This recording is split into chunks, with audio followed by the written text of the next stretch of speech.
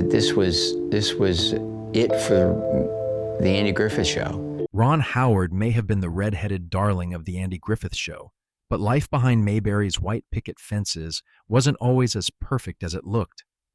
On screen, viewers saw a warm and wholesome family built on laughter, moral lessons, and small-town charm. Off screen, the reality was far more complicated. Howard, a child star, thrust into the spotlight at only 6 years old, found himself surrounded by personalities that didn't always match the sunny world their show portrayed. And in the middle of all the nostalgia and laughter, one cast member left an impression on him that was anything but fond. The Andy Griffith Show is remembered today as one of television's most comforting slices of Americana. It first aired in 1960, ran for 8 seasons, and produced nearly 250 episodes that painted Mayberry, North Carolina, as a simpler place where problems were solved with a smile and a lesson.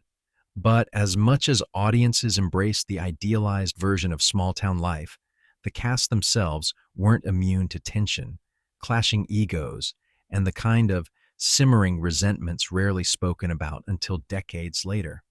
For Ron Howard, the little boy audiences adored as Opie Taylor, the lessons he learned behind the camera were just as formative as the ones his character learned on screen.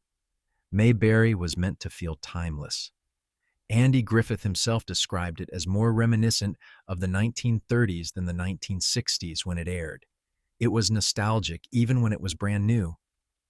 The town's characters became household names. Don Knotts as the bumbling deputy Barney Fife, Frances Bavier as the wise Aunt Bee, and of course Ron Howard as the beloved Opie. Their chemistry on screen seemed flawless, almost like a real family. Viewers clung to that illusion, and the show soared in the ratings, ending its final season as the #1 show in America, something only a handful of series like I Love Lucy and Seinfeld ever accomplished. But nostalgia can cover a lot of cracks. The reality was that the personalities that made Mayberry come to life weren't always as harmonious as their characters. Griffith himself carried the show's weight, but even he wasn't immune to private feuds. And Howard, just a boy at the time, quietly navigated an environment where not everyone treated him with warmth. Born in 1954 in Duncan, Oklahoma, Ron Howard came from a family already immersed in show business. His father, Rance, was an actor and writer. His mother, Jean, was also an actress.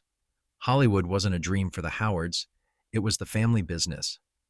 From a young age, Ron was shuttled between classroom lessons and tutoring on studio sets. His childhood was anything but typical, but it was filled with opportunities. By the time he landed the role of Opie, Howard had already appeared in films like The Journey and popped up on shows such as The Twilight Zone. Yet the Andy Griffith Show was the true turning point. For 8 years, America watched him grow up. Griffith became a mentor figure to the young actor, guiding him with humor and patience. But while Ron always looked back fondly on his relationship with Griffith, not every castmate earned the same place in his memory. Behind the scenes, Frances Bavier, who played Aunt Bee, often clashed with others. She was known for being exacting, particular, and fiercely private. Some cast members described working with her as like walking through a minefield. For little Ron Howard, it was a coldness that never went away. While audiences saw a doting aunt fussing over her nephew, Howard experienced someone who rarely showed him affection off camera. One story that stuck with him was filming the now famous Pickle Story episode. In it, Opie has to eat jar after jar of Aunt Bee's pickles, which were legendarily bad. What viewers didn't know was that Ron Howard absolutely hated pickles in real life.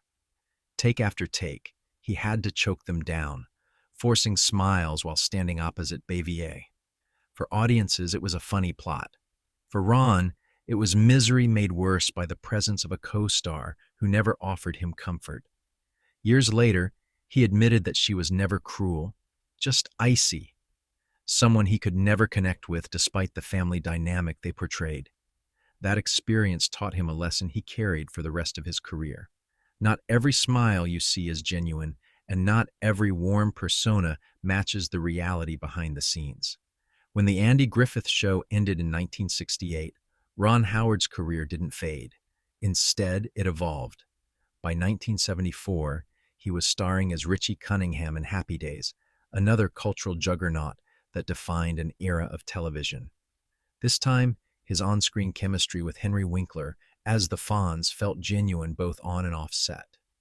Their friendship carried into real life, giving Howard a sense of camaraderie that had sometimes been missing in Mayberry. But even as he played Richie, Howard was already dreaming of life behind the camera. He wanted to direct, to tell stories his own way, and unlike many child stars who struggled to transition, Howard used his early fame as a launch pad into an entirely new career. In the 1970s, Howard cut his teeth directing small projects, including Grand Theft Auto, through a clever deal with producer Roger Corman. He continued with films like Night Shift and Splash, the latter of which became a breakout hit starring Tom Hanks and Daryl Hannah. By the 1980s, Howard was no longer just the boy from Mayberry. He was an emerging director with a clear talent for mixing heart and humor. The 1990s tested him, with some projects falling flat, but the new millennium brought his crowning achievement, A Beautiful Mind. The story of John Nash, the mathematician battling mental illness, earned Howard an Academy Award for Best Director and the film itself Best Picture. But the victory came with controversy. Critics pointed out that the film left out key parts of Nash's life, including his bisexuality and his complicated family history.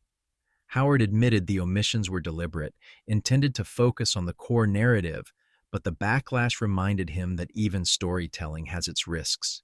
Too much truth can anger one group, too little can anger another.